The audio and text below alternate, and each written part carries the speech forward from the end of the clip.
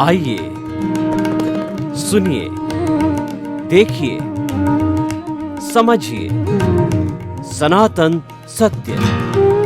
जैसी दृष्टि वैसी सृष्टि, दृष्टि विज्ञान। कुदरत, कुदरती रचना एवं कुदरत के कानून से शाश्वत सुख की प्राप्ति। जोधपुर के परम पूज्य महात्मा उपासक प्रोफेसर डॉक्टर सोहन राज तातेड़ के निर्देशन में सनातन सत्य। जैसी दृष्टि वैसी सृष्टि, दृष्टि विज्ञान।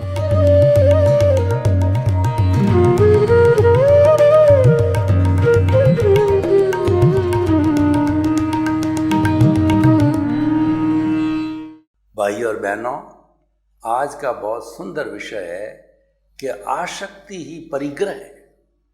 दो शब्द आ रहे हैं, एक तो आसक्ति और दूसरा परिग्रह। इन दोनों ये बहुत बड़ी टर्म्स है, हमारी भारतीय संस्कृति की बहुत गहराई से समझना है। परिग्रह का अर्थ होता है कि जो है अपने आवश्यकता से अधिक वस्तुओं का, रिक्वायरमेंट्स का संग्रह करना, वो परिग्रह कहलाता है। और वैसे तो कोई भी वस्तु जो हम रखते हैं वो सारा परिग्रह है, लेकिन वास्तव में सच्चा परिग्रह तो वह है जो नीड से अधिक इकट्ठा किया हुआ होता है। क्योंकि मनुष्य एक सामाजिक प्राणी है, वो समाज में जीता है, उसके परिवार होता है, शरीर होता है, और कई बार अतिथि वगैरह भी आ जाते हैं। अतिथि देवो भव, उनकी भी आवा भगत करनी होती है। राज्य होता है, देश होता है, सब तरह का उनको कंट्रीब्यूशन, डोनेशन देना होता है। तो इसीलिए गृहस्थी कहता है कि साईं इतना दीजिए जामे कुटुंब समाए, मैं भी भूखा न रहूं और साधु न भूखा जाए। हे परमात्मा, मुझे इतना देना कि मैं और मेरा परिवार भूखा नहीं रहे, और जो साधु है वह भी भूखा नहीं जाए, यानी अतिथि आवे वह भी भूखा नहीं जाए। तो इस तरीके से वो प्रार्थना करता। तो कहने का अर्थ यह है कि गृहस्थी को परिग्रह रखना होता है, और जो नीड की पूर्ति करता है वह परिग्रह मान्य किया गया है।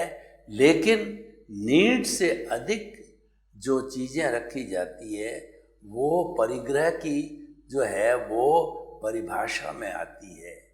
तो हमको जो है अपनी अपनी नीड को डिसाइड करना है।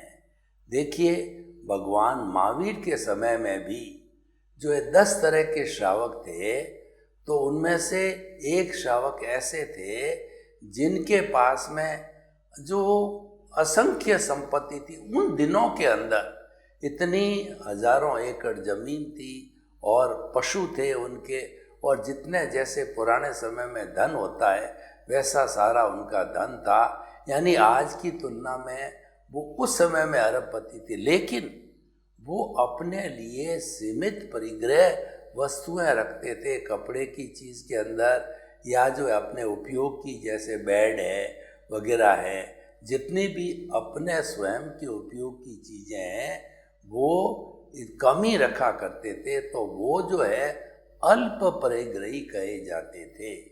वैसे तो देखिए, साधु भी जो है वो अल्प परिग्रही होता है, क्योंकि उसके भी जो है वो लकड़ी के बर्तन होते हैं, कपड़े होते हैं, तो वो भी परिग्रह में आता है।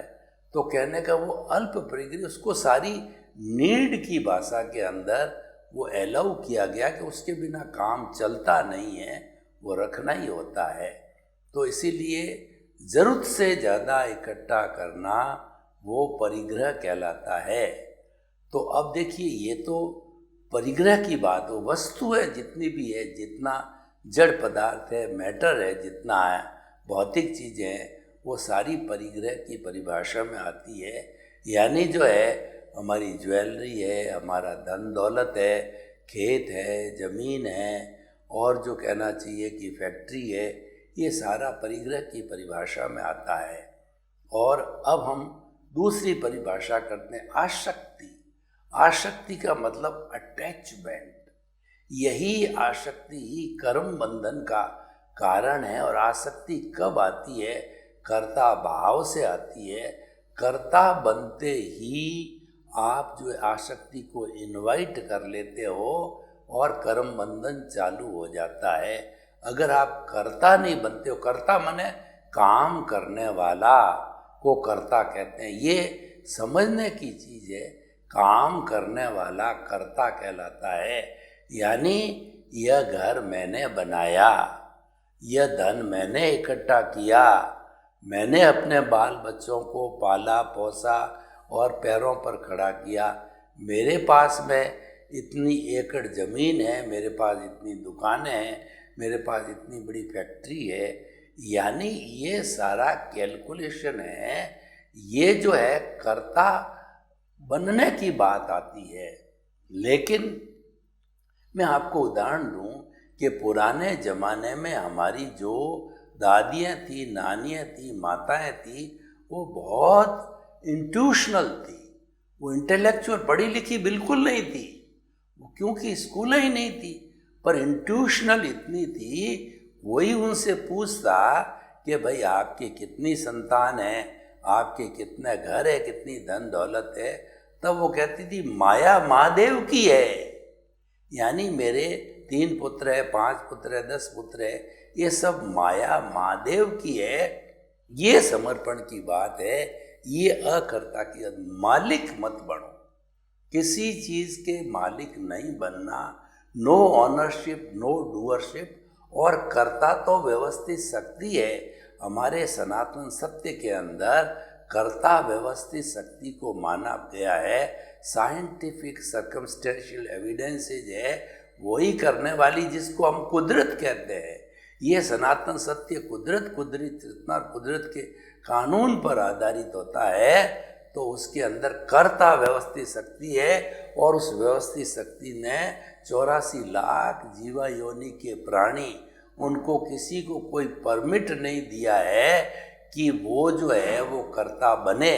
लेकिन व्यक्ति अहंकार के वशीभूत ये रॉन्ग बिलीफ पाल लेता है और वो कर्ता बन जाता है। वही दुख का कारण है, वही कर्म बंधन का कारण। और हम सनातन सत्य में कर्ता भाव को मिटाते हैं, आपके कर्ता भाव को छुड़ाते हैं, कर्ता भाव पे चौकड़ी लगाते हैं। तो कर्ता भाव मिटते ही सारी समस्याएं हो जाती है। तो व्यक्ति यानी निमित्त मानने लग जाता है। निमित्त, निर्दोष, अकर्ता और शुद्ध आत्मा, 4 बातें हम घोट घोट करके सनातन सत्य कार्यक्रम में आपको बताते हैं कि आप 24 आवर एक ही फीलिंग रखो कि मैं किसी चीज़ का कर्ता नहीं हूँ। और इस जगत के समस्त जीवों को निमित्त समझो, खुद को निमित्त समझो और खुद को निर्दोष समझो, औरों को निर्दोष समझो। अकर्ता हमने बता ही दिया है। और शुद्ध आत्मा स्वरूप हर एक के अंदर शुद्ध आत्मा के दर्शन करो। जब आप 2 व्हीलर पे जा रहे हो, 4 व्हीलर पे जा रहे हो, आप ट्रेन के अंदर हो, तो आपको जो भी जीवित प्राणी दिखे तो आपको ये प्रार्थना करनी चाहिए कि इस जीवित प्राणी के भीतर विराजमान शुद्ध आत्मा भगवान को निर्दोष दृष्टि से दर्शन उसको नमन करता हूँ। यानी जो भी जीवित प्राणी मिले तो ये व्यवहार पक्ष में बड़ा अटपटा लगता है, क्योंकि व्यवहार जगत में सब लोगों की सोच कहिए या मानसिक स्तर बराबर नहीं होता है। तो व्यवहार जगत में अपने आप ही महसूस करना शुद्ध आत्मा को नमन, शुद्ध आत्मा को जमन। जो भी पेड़ पौधा, गाय भैंस, ऊंट बैल के सब में एक सी ही आत्मा के दर्शन करना। और होती मूल स्वरूप में सबकी आत्माएं सामान्य दृष्टि से एक सी रहती है, परंतु विशेष दृष्टि के अंदर राग द्वेष जुड़ने से विविधता दिखाई देती है। और वो अलग अलग इसलिए दिखाई देता, हर एक के कर्म अलग अलग, इसलिए हर एक को अलग अलग शरीर मिलता है। तो भाई और बहनों, आसक्ति का अर्थ होता है ममत्व, अटैचमेंट, उसको मेरा समझना, कर्ता बनना। मैं आपको एक उदाहरण देना चाहता हूँ कि 2 एक जैसे मकान एक कॉलोनी में बने हुए, एक में आप स्वयं रहते हो, एक पड़ोसी रहता है, तो आप वाले मकान के सामने बच्चे जो है खेलते खेलते जो है वो आगा जो अगला हिस्सा कांच का बना हुआ था, कांच को फोड़ दिया। तो आपको कष्ट हुआ, बच्चे को पकड़ा और उसके माता पिता के पास में ले गए, उलाहना दिया। ये सारा आपने क्यों किया? कि आपको लगा कि मेरे मकान को खराब कर दिया है और उसके प्रति ममत्व था, अटैचमेंट था, तब ये बात हुई। अब देखिए, दूसरे दिन जो पड़ोसी का मकान बिल्कुल कॉलोनी में एक जैसा बनाया हुआ था कॉन्ट्रैक्टर ने, तो दूसरे दिन बच्चे जब उसकी तरफ खेलने लगे तो उसी तरह से उन्होंने कांच को फोड़ दिया। तो फिर दूसरे दिन आपने उस बच्चे को नहीं पकड़ा, आपने तो देखा कि ये तो पड़ोसी का मकान है, मेरे को क्या लेना देना, मुझे क्या करना है उसका फोड़। यानी आपको कोई तरह की फीलिंग नहीं हुई, क्योंकि उस मकान के प्रति तो आपकी अनासक्ति थी और इस खुद के मकान के प्रति आपकी आसक्ति थी। तो हम ये बताना चाहते हैं, आप आसक्ति को छोड़िए, वस्तु भगवान महावीर ने कहा कि वस्तु परिग्रह नहीं है, वस्तु के प्रति जो आसक्ति है वो परिग्रह है। मकान आपके भले 10 हो, लेकिन आप तो अगर समझो कि मैं तो अकर्ता हूँ, मैं तो निमित्त हूँ, मुझे तो जो कुछ मिला है अपने भाग्योदय से पुण्योदय से मिला है, तो मैं तो निमित्त हूँ, ये मेरा नहीं है। शरीर भी मेरा नहीं तो वस्तु मेरी कैसे हो सकती है? आप जो है जड़ को विशेष तवज्जो नहीं दे करके, और आपने जो है वो तो उसकी ट्रस्टीशिप माना। देखिए, एक मकान आपका है, रजिस्ट्री आपके नाम की है, कोई नहीं ले सकता। परंतु अब देखिए, 2 तरह के लोगों की बात बताता हूँ। एक तो मकान मालिक है, वही सोचता है ये घर मेरा है, मैं पूरा जीवन इसमें काटूंगा, बड़ी आनंद की जगह है, यहाँ सब सुविधाएं हैं, यहाँ आराम से रहेंगे, इस घर के अंदर मैं जो है वो लंबे समय तक रहूँगा, यानी उस घर के प्रति अटैचमेंट की बात हो जाती है। और एक दूसरा व्यक्ति होता है जिसके नाम पट्टा है, लेकिन ये सोचता है भाई मेरी नेशराय में है, मैं तो इसका ट्रस्टी हूँ, मैं तो इसका चौकीदार हूँ, ये तो जितने दिन मैं जीवित हूँ उतने दिन मेरी नेशराय में है, फिर इसको कोई दूसरा लड़का मेरा वगैरह कोई लेगा। अब देखिए कि दोनों के नाम पट्टे हैं अलग अलग मकानों के, फिर दोनों का चिंतन भिन्न भिन्न है। तो एक ट्रस्टी मानता अपने आप को, वो अनासक्त है, और एक उसको मेरा मानता है, वो आसक्त है, वो उसका मालिक है, वो ऑनरशिप डूअरशिप करता है, और जो अनासक्त है वो अकर्ता है। तो हम कुल मिला के एक बात ये कहना चाहते हैं कि जीवन के अंदर अनासक्ति आनी चाहिए। अनासक्ति से अकर्ता भाव आता है, और अनासक्ति से नो ऑनरशिप नो डीयरशिप। जब हम किसी चीज़ के मालिक ही नहीं होते हैं तो कोई ब्लेम और क्लेम बनता ही नहीं है। ब्लेम कब होता है? जैसा मैंने उदाहरण दिया था, बच्चे को आपने पकड़ा और उसकी शिकायत की, ब्लेम दिया, क्यों दी? और कहा कि मेरी इसकी भरपाई करो, क्लेम मांगा। ब्लेम और क्लेम क्यों हुआ? आपने ऑनरशिप जो है मानी जब ब्लेम और क्लेम की बात आई, और आप ट्रस्टी रहते हो तो कि भाई ये चाह करके थोड़े ही हुआ, तो ये तो व्यवस्थित शक्ति ने कराया, और हमेशा व्यवस्थित शक्ति को मानना चाहिए, पहले नहीं मानना। जब क्रिया संपन्न हो जावे तो कहना कि ये तो व्यवस्थित था, ऐसा हो गया।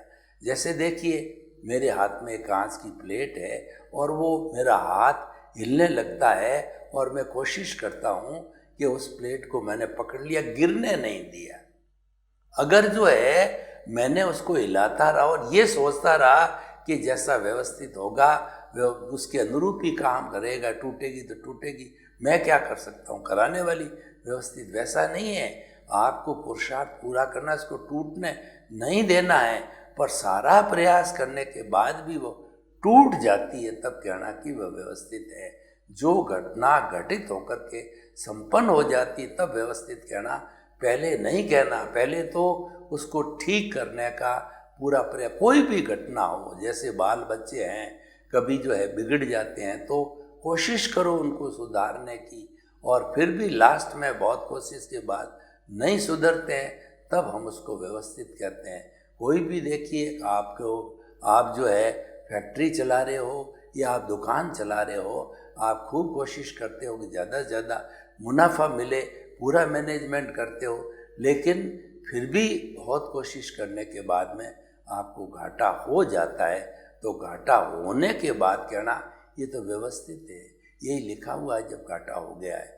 तो हमें जो है वो व्यवस्थित को भी समझना चाहिए, अकर्ता को भी समझना चाहिए, अगर हम आसक्ति और परिग्रह की बात करें तो इसीलिए आपको सबसे पहले जो है लाइन ऑफ डिमार्केशन बनानी पड़ेगी कि हमारा ये शरीर है, उसके अंदर ये जो हमारा शरीर प्योरली जड़ है, ये पिछले जन्म के कर्म के भुगतान के लिए ये शरीर मिला है, और जो ही भुगतान पूरा हुआ है इसको जला दिया जाएगा।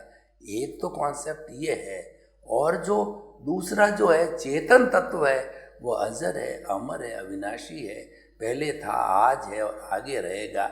यानी वो तो हर समय में एक सा ही रहता है, वो परमानेंट है, वो स्वयं का मकान है, और ये किराए का मकान है, ये तो खाली करना पड़ेगा। यानी कि बार बार हम जन्म लेते हैं, अपने कर्मों के अधीन जन्म लेते हैं, तो लेकिन आत्मा वही रहती है, प्रेजेंस उसकी है, हाजिरी उसकी है, विटनेस होती है, उसमें कोई फर्क नहीं आता है। तो एक परमानेंट हो गया और एक टेम्परेरी चीज हो गई। तो हमें परिग्रह और आसक्ति को समझने के लिए परमानेंसी और टेम्परेरी पे भी ध्यान देना पड़ेगा कि जो हम ये जड़ का इतना आकर्षण रखते हैं, ये टेम्परेरी सुख है, सुख भी मान लें। वैसे हमारे सनातन सत्य की कार्यक्रम के अनुसार तो सुख और दुख भ्रांतियाँ है। सुख और दुख वास्तव में बाहरी किसी वस्तु में होता ही नहीं है। ये तो सुख है, वो तो हमारी आत्मा का जो गुण है, और वो गुण है वो गुणी से कभी अलग नहीं होता। तो सुख तो भीतर है, और भीतर अनंत सुख समाया हुआ है। बाहर का जो ये सुख है ये तो टेम्परेरी है, क्षणिक है, आता है और जाता क्यों, अवस्था है। और जो अवस्था होती है वो हमेशा नाशवान होती है, और अवस्था होती है वह जड़ भी होती है। तो इसीलिए अवस्था के भरोसे नहीं चलना है। परमानेंट चीज़ है, परमानेंट चेतना है, वो चेतना में फर्क नहीं आता, हमेशा रहेगी, और उस वही जो है परमानेंट होती है, उसका गुण भी जो है वो अनंत सुख वाला गुण है। तो भाई और बहनों, हम आपको बताना चाहते हैं कि परिग्रह जो है वो वस्तु से जुड़ा हुआ है, आसक्ति उसके साथ अटैचमेंट का है। तो परिग्रह जो है वो तो साधन है, और जो है एक दूसरे तरीके से सोचे तो अटैचमेंट साध्य हो जाता है, क्योंकि परिग्रह की साधन को अपना मान लेने से कर्मों का बंधन चालू हो जाता है। तो आप हमेशा अपने परिग्रह को अनासक्त भावों से देखो, उसमें अनासक्ति की बात लाओ, उसमें ट्रस्टीशिप की बात लाओ। देखिए, हम जो है अब आपको बताना चाहते हैं कि हम जीवन कैसे जिए। जो बाहरी जगत का हमारा जीवन है ये तो आयुष्य कर्म के अधीन है। जन्म लेकर के मृत्यु तक का जो पीरियड होता है वह जीवन काल कहलाता है, और वह जीवन काल आयुष्य के अधीन होता है। जब आयुष्य संपन्न हो जाता है तो व्यक्ति का शरीर जो है मृतवत हो जाता है, उसको जला दिया जाता है, और जो है आयुष्य रहता है तो कोई कुछ नहीं बिगाड़ सकता। तो अब जो है ये सारा जो है वो ऑटो मोड से चलने वाला है, और ऑटो मोड से चलने वाले का अर्थ क्या मतलब है कि ये इसका समय समय पर भुगतान होता रहता है। कभी सेवा जो है ग्रहण करने का भुगतान होता है, कभी सेवा देने का होता है, यानी डेबिट और क्रेडिट चलती रहती है। कोई परिवार का सदस्य है आपको सेवा देगा, आपकी जो है वो सेवा सुरक्षा करेगा, और कोई ऐसा सदस्य होगा जो कि आपसे सेवा लेगा, यानी आपको कष्ट देगा, आपको दुख देगा। दोनों तरह के लोग हैं। तो ये दोनों तरह के लोग क्यों हैं कि हमारा उसके साथ में हिसाब बाकी है, उसके लिए जिम्मेवार वो नहीं है, भुगतता उसकी भूल है। अगर मैं तकलीफ में आ रहा हूँ तो भूल जो है, जो मुझे भुगता रहा है, ठोक रहा है, कष्ट दे रहा है, उसकी भूल नहीं है, क्योंकि मैंने उसके साथ पूर्व जन्म में ऐसा ही जो है बर्ताव किया था, तो वो वापस जो है वो मेरे साथ कर रहा है। तो हमें तो उसके प्रति कृतज्ञता ज्ञापित करनी है कि आप हमें एनओसी देने आए हो, हमारा हिसाब क्लियर करने के लिए आए हो, हमको मुक्ति भेजने के लिए आए हो, तो हम आपके प्रति बहुत बहुत कृतज्ञता ज्ञापित करते हैं। तो इस तरीके से जो भुगतता उसकी भूल होती है और हुआ सो न्याय। और जैसा मैंने व्यवस्थित की बात कही कि व्यवस्थित होने के बाद, वर्क फिनिश होने के बाद कहना चाहिए कि हुआ सो व्यवस्थित, इसका अर्थ ये हुआ सो न्याय। यानी जो कुछ भी होता है वो जो है कुदरत के जो है वो हिसाब का न्याय होता है। कुदरत सबके साथ न्याय करती है, किसी के साथ अन्याय नहीं करती। और अन्याय करे क्यों? कुदरत तो साफ कहती है मैं नया कुछ नहीं करती। Duty for the sake of the duty का मतलब ये है कि पूर्व जन्म में जैसे जैसे तुमने कॉज डाले थे उसका इफेक्ट देती हूँ मैं। उस इफेक्ट के अंदर ना तो 1% प्लस होता है, ना 1% माइनस होता है, वो तो एज इट इज़ देते हूँ। मेरे यहाँ तो परफेक्ट न्याय है। तो कुदरत है वो परफेक्ट न्याय करती है, क्योंकि उसकी रचना जो है वो उसकी है, और उसका जो सिद्धांत है वो कुदरत का कानून भी यही है, परफेक्ट न्याय होना चाहिए। उस न्याय के अंदर कोई कमी बेसी नहीं होनी चाहिए। तो भाई और बहनों, जो आसक्ति और परिग्रह की बात है तो वस्तु परिग्रह नहीं है। वस्तु के प्रति अटैचमेंट, उसके प्रति मालिकी भाव है, वह जो है उस वस्तु को मालिक बना देता है, अटैचमेंट पैदा कर देता है। तो भाई और बहनों, हम आपको बताना चाहते हैं कि हमें जीवन किस तरीके से जीना, और जीवन के लिए आप देखिए कि हर व्यक्ति जो है 24 आवर्स कर्म करता रहता है। ऐसा कभी भी क्षण नहीं आता है कि व्यक्ति बिना कर्म के रह जावे, हो ही नहीं सकता। क्योंकि जब हम जो है सोए रहते हैं तब जो है हमारा अवचेतन मन है वो जो है वह स्वप्न दिखाता है। तो अवचेतन मन स्वप्न भी उस समय में भी, नींद में भी हम कर्म करना नहीं छोड़ते हैं। तो कर्म तो हमारे जीवन पर्यंत चलता है, वो मन से, वचन से, काया से जीवन पर्यंत चलने वाला वो कर्म है। लेकिन अब सवाल ये है कि जो ये कर्म सबसे पहले इसका जो भुगतान होता है वो विचारों के द्वारा होता है। आप कोई भी काम करके देख लीजिए, आपको बोलना है तो पहले आप तोलोगे फिर बोलोगे। आपको कोई भी कार्य करना है, मान लो आपको फैक्ट्री जाना है, दुकान जाना है, तो जाने के पहले आप सोचोगे कितने बजे जाना है, किस साधन से जाऊं। यानी मन वचन काया की हर क्रिया का जो भुगतान है वह जो है सारी, जो मन वचन काया की हर क्रिया का जो भुगतान है वह जो है होता रहता है। तो हमें जो है इस भुगतान को समझना है कि ये इसके अंदर हमारे कर्ता भाव नहीं आने चाहिए। कर्ता भाव आते ही जो है वो कर्म बंधन का कारण बन जाता है।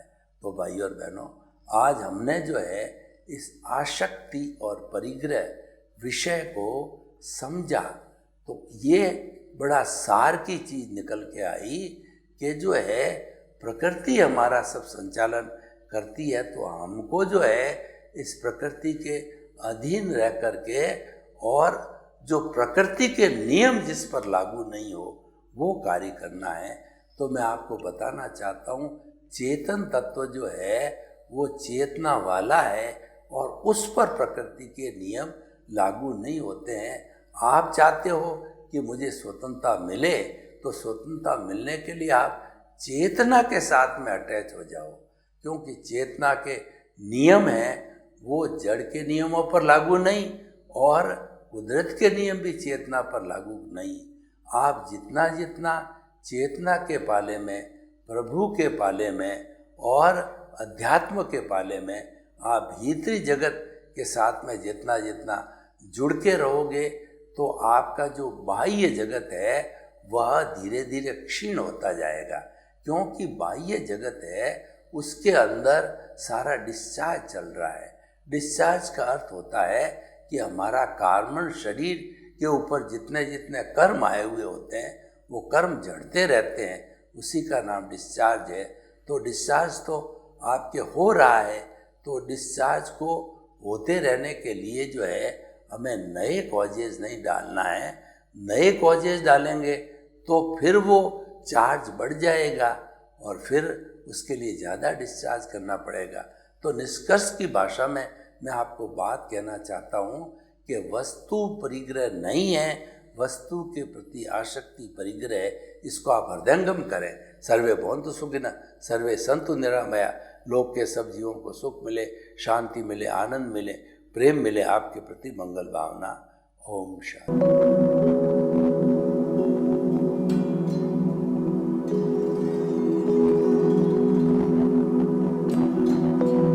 एक ऐसा अंतर्राष्ट्रीय ख्याति प्राप्त मानव जो गुरु प्रेरणा से पिछले 20 वर्षों से वानप्रस्थ जीवन जीते हुए 24 घंटे मानवता की सेवा में संलग्न है। एक ऐसा मानव जो अभी राष्ट्रीय, अंतर्राष्ट्रीय टीवी चैनलों पर 7,500 एपिसोड के माध्यम से सनातन सत्य, आत्मविज्ञान एवं पुनरुत्थान, व्यवहार एवं निश्चय जगत के जीवनोपयोगी विषयों पर हृदय स्पर्शी प्रवचन कर चुका है। उस मानव का नाम है महात्मा उपासक प्रोफेसर डॉक्टर सोहन राज तातेड़। प्रोफेसर तातेड़ द्वारा योग, दर्शन, शिक्षा विषयों पर रचित पीएचडी स्तर के 250 शोध ग्रंथ भारत के 100 प्रतिष्ठित विश्वविद्यालयों में शोधार्थी पढ़ रहे हैं तथा वे सभी शोध ग्रंथ वहां की सेंट्रल लाइब्रेरियों में उपलब्ध हैं। महात्मा सोहन राज ने अभी तक हजारों स्कूलों, कॉलेजों, विश्वविद्यालयों एवं संस्थाओं में सेमिनार, वर्कशॉप, कैंप लगाकर लाखों विद्यार्थियों को योग, दर्शन, शिक्षा का प्रशिक्षण देकर उन्हें सुसंस्कारित किया। डॉक्टर तातेड़ ने भारतीय संस्कृति उत्थान के 4000 से अधिक समसामयिक विषयों पर आर्टिकल लिखकर ऑनलाइन जर्नल, पत्रिकाओं, वेबसाइट्स पर प्रकाशित किया, जिसका उपयोग लाखों पाठक कर रहे हैं। उपासक तातेड़ के 5000 से अधिक आज का सुविचार, आज का शुभ संदेश, आज का मंगल भावना योग आदि चिंतन websites, Twitter, blogger, Facebook, YouTube माध्यमों से लाखों लोग अपना जीवन निर्माण कर रहे हैं।